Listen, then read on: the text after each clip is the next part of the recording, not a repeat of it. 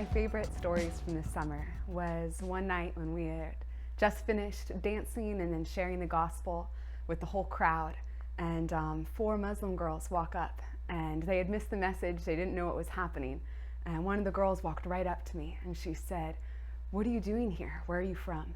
And it was just an open door to be able to share why all of us were there, to share the gospel with them.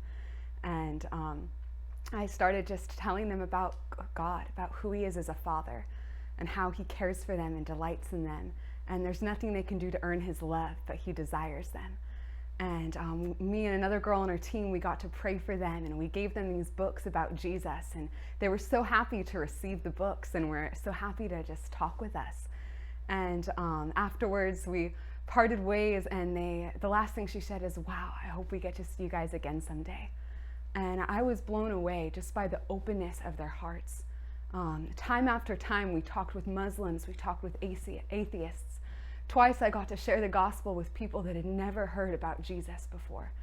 And it was amazing to see that no matter what background people came from, no matter what their religious views were, that Christ just began to minister to their hearts. As we talked with people, you could see the Holy Spirit moving on their hearts, and them just begin to open up. And so I think one of the most powerful things for me out of this trip was just seeing, as we take those little steps of obedience to step out and talk about Jesus, that He's faithful to come through, and His love is more powerful than anything else. Another powerful moment for me was one night we were in kind of the Chinese district of Paris, where there was a lot of prostitutes and bars, and there was a crowd that was a couple hundred people, and it was only my second time to preach sharing the gospel from a mic. And so I decided to get up and share about Jesus. And I started sharing about who God is as a father, that He cares about people and that He cares about the individuals that were there. I started speaking to them, sharing just that no matter where they'd come from or what they'd been through, that God desires them and delights in them like a father loves his child. And afterward, I came away from the mic not knowing if anyone was touched or what the outcome was. And as I was walking away, a middle-aged man stopped me, and he had tears in his eyes. And he said, he didn't know English, but he just said, "Merci, merci, merci." He was saying, "Thank you, thank you."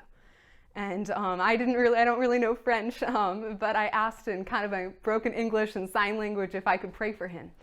And he nodded his head yes, and eagerly said yes. So I just laid my hands on his shoulder, and together we prayed and just invited the Holy Spirit to continue to minister to his heart. And afterwards, we both were like wiping the tears from our eyes and parted ways. And I knew that night that the man had encountered God in a way he never had before. And for me, it was also an encounter with the true Father that's always faithful and always there.